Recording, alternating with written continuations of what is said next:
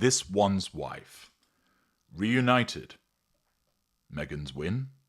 Hello, I'm H.G. Tudor. Harry and the King were reunited. And Harry said that the King was great after meeting his father for the first time in 19 months.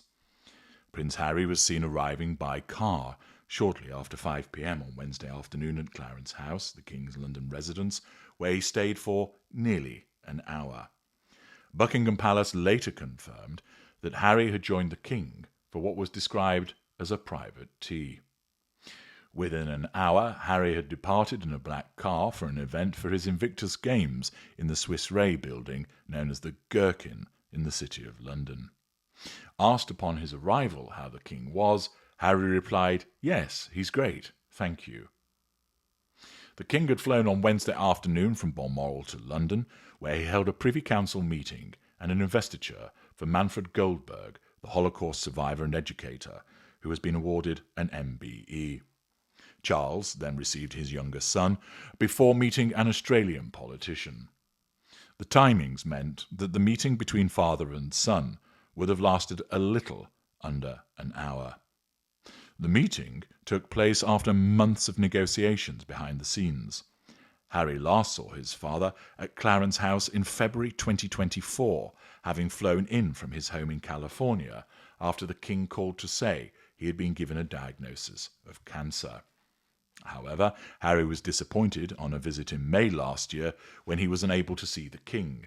At the time, a spokesman for the Duke said, "The Duke, of course, is understanding of his father's diary of commitments and various other priorities, and hopes to see him soon."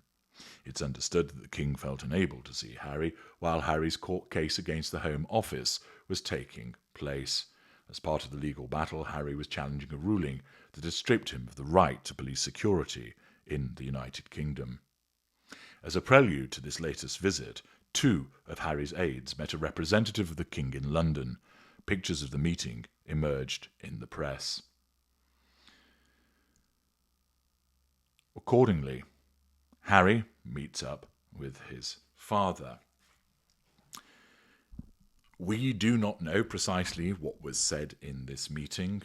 There will be plenty of speculation about it from supposed royal experts, both in terms of what Charles might have discussed and also in respect of what Harry wanted from the meeting. There will also be the suggestion of leaked information, and whether that's reliable or not remains to be seen. But the fact is that from King Charles's perspective, he will have been pursuing a particular line which I've spoken about separately. We also understand that Harry's attendance is part of a PR exercise in order to rehabilitate his image, to emphasise his charitable connections, and to keep banging the drum about reconciliation in order to demonstrate that it's him and his wife who are extending that well-used olive branch, and similarly painting it as if it is the royal family that is being awkward towards them. The victimhood persists, albeit driven by different reasons in relation to Harry and this one's wife. But the fact is that the meeting took place. Hitherto, for the last 19 months, there has been no communication between Harry, this one's wife, and Charles.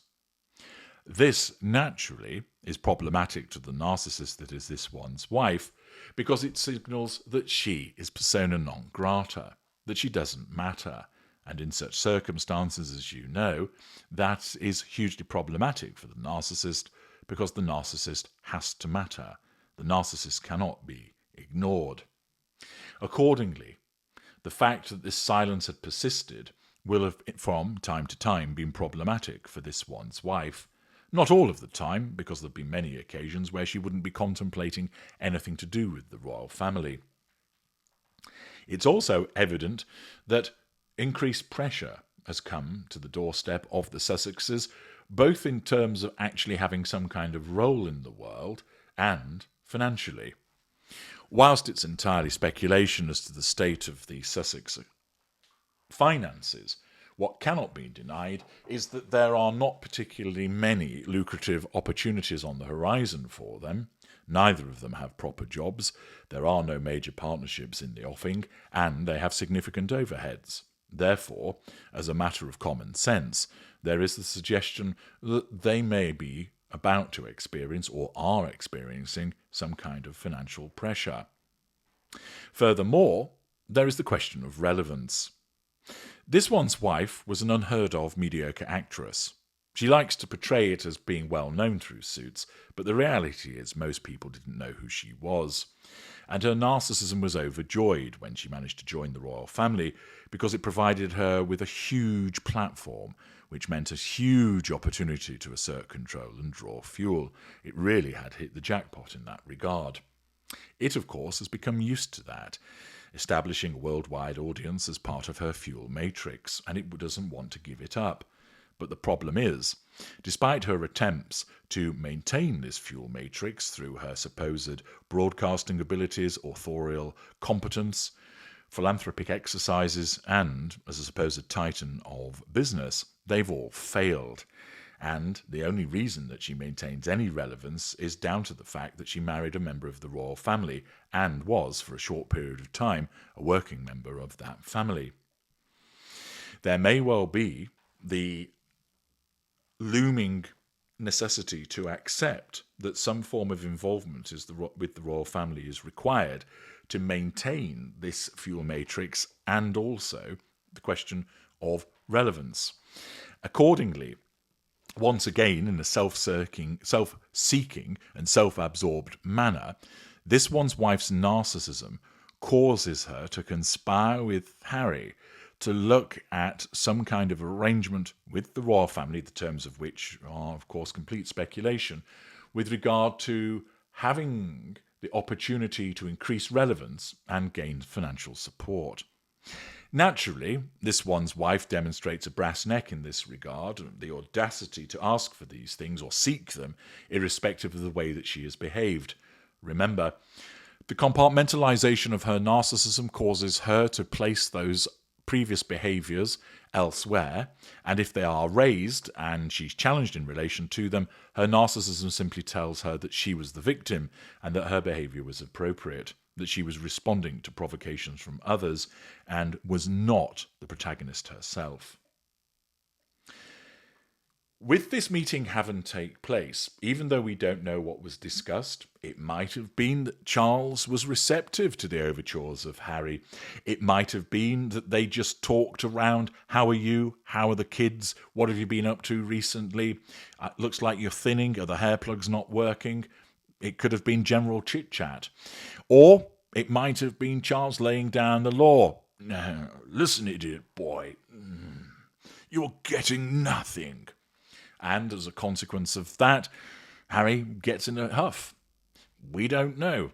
We perhaps will find out some tidbits of leaked information as the days progress. But what about the perspective of this one's wife? How will she regard it?